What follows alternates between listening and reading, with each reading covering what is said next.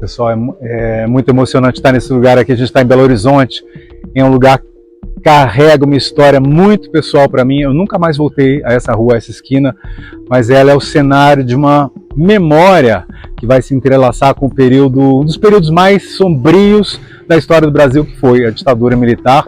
E é sobre isso que vamos falar hoje, misturando cinema, memória e suspense.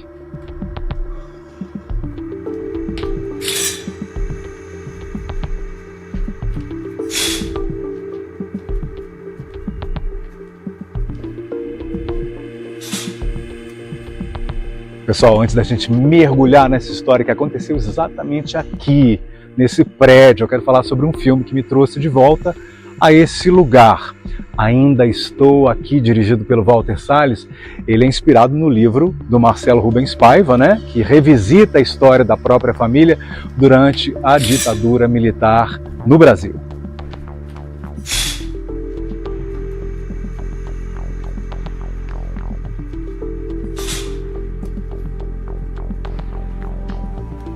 Mas é isso, gente, essa porta aqui, se essa porta falasse... No livro e no filme, o Marcelo, os roteiristas, os atores, a nossa premiada e maravilhosa Fernanda Torres, o Walter Salles, o diretor, incrível, todos nós fomos guiados por uma história profundamente pessoal que expôs essa brutalidade, os desaparecimentos forçados durante a ditadura.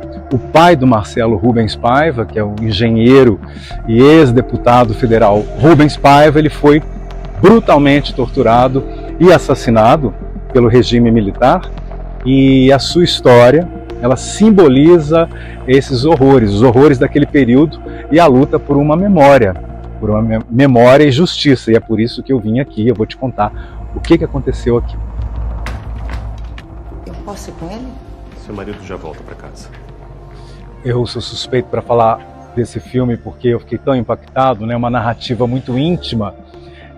Ainda Estou Aqui não é apenas um registro histórico, mas é um tributo à força de quem resistiu. Então é impossível assistir ao filme ou ler o livro, sem se sentir assim tocado por essa coragem de pessoas que, como a minha mãe, e eu vou contar para vocês, enfrentaram o medo de cabeça erguida.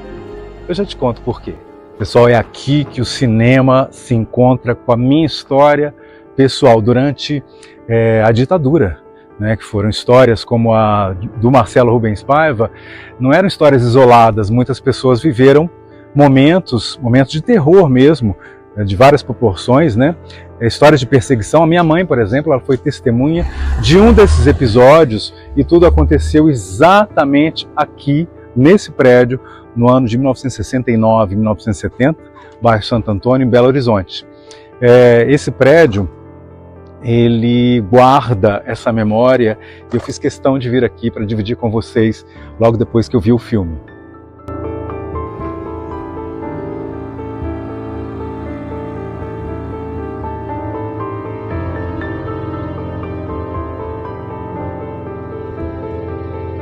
Gente, o que aconteceu foi o seguinte: a minha mãe, ela subia as escadas nesse prédio aqui. Ela foi até o segundo andar, como fazia todos os dias depois de levar a gente para a escola. Ao chegar no segundo andar, onde a gente morava, ela vai se deparar com uma cena que parecia saída de um filme de suspense. A vizinha, que chamava Cristina, ela estava grávida e estava com uma metralhadora simplesmente apontada para ela. Do lado dela tinha um soldado sério ameaçando essa mulher grávida. Então o frio subiu na espinha da minha mãe, a tarde ficou paralisada, como se fosse um frame de cinema que leva instantaneamente a pessoa para outro lugar.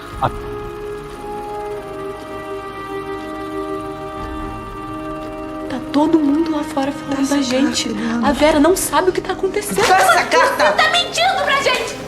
Bom, a minha mãe, ela não hesitou, Na mesma hora ela perguntou: o que está acontecendo aqui? Aí é o seguinte: o soldado, ele responde daquela maneira fria: pesa uma grave acusação sobre o marido dessa senhora aqui, e ela terá que nos acompanhar até a delegacia. Falou assim, de repente.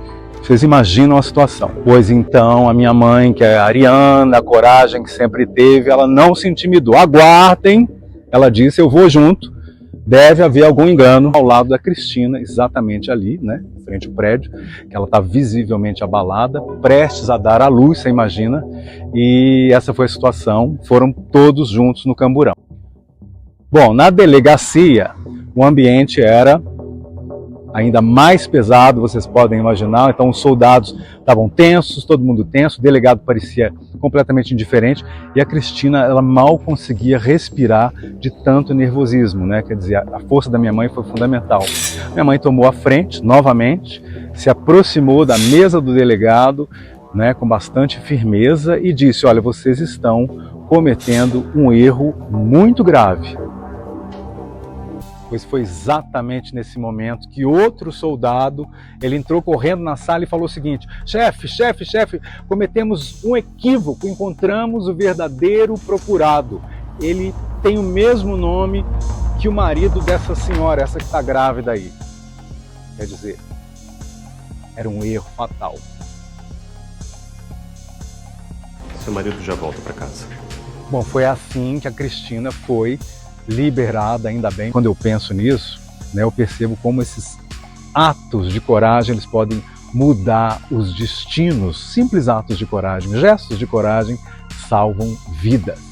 Né? Esse é apenas um dos casos, dos equívocos, aparentemente simples que aconteceram na época da ditadura militar, mas se a gente for olhar com cuidado, não eram casos tão simples assim, porque poderiam valer o preço de uma vida, né? O marido da Cristina, por exemplo, professor de uma universidade federal, ele era suspeito de algum ato que desagradou os chefes do poder, mas o Bira, que é um professor, né, não era quem eles procuravam. Uma vida acabou sendo salva, né, mesmo que de raspão.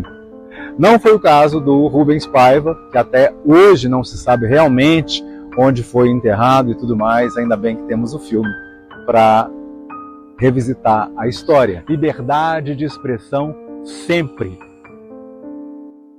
E você já viveu ou ouviu histórias assim? Alguma memória que conecte o passado ao presente de alguma forma? Deixa aqui nos comentários, eu vou adorar saber. E o filme Ainda Estou Aqui, ele é capaz de mexer com memórias profundas. E essa história estava adormecida na minha infância e veio à tona por causa desse filme. Ela veio à tona logo após a sessão de cinema, logo depois. E essas ondas de liberdade, elas estão reverberando até agora. Então, um impacto muito forte depois do filme foi ver que o prédio onde Eunice, né, que aliás é um outro prédio lá em São Paulo, onde Eunice morou no centro de São Paulo, e ao lado do meu primeiro endereço na cidade, coincidentemente, eu posso inclusive gravar um vídeo lá naquele lugar, se vocês quiserem. Tem muitas histórias interessantes por ali. Logo ao lado do edifício, inclusive, tem o edifício Joelma, né? Você já ouviu falar, por exemplo, na história das 13 almas do edifício Joelma? O que vocês acham da gente fazer um vídeo sobre essas histórias de suspense do centro de São Paulo? Eu vou adorar fazer. Bom, se você gostou desse vídeo, dá um like, se inscreve no canal, ativa esse sininho aí. A coragem e empatia podem fazer a diferença sempre, mesmo naqueles momentos mais sombrios. Às vezes é uma pequena força que você dá. Aqui eu compartilho histórias reais, viagens que unem ficção e realidade com muito suspense. Até a próxima, te vejo então em breve aqui nas Melhores Cenas.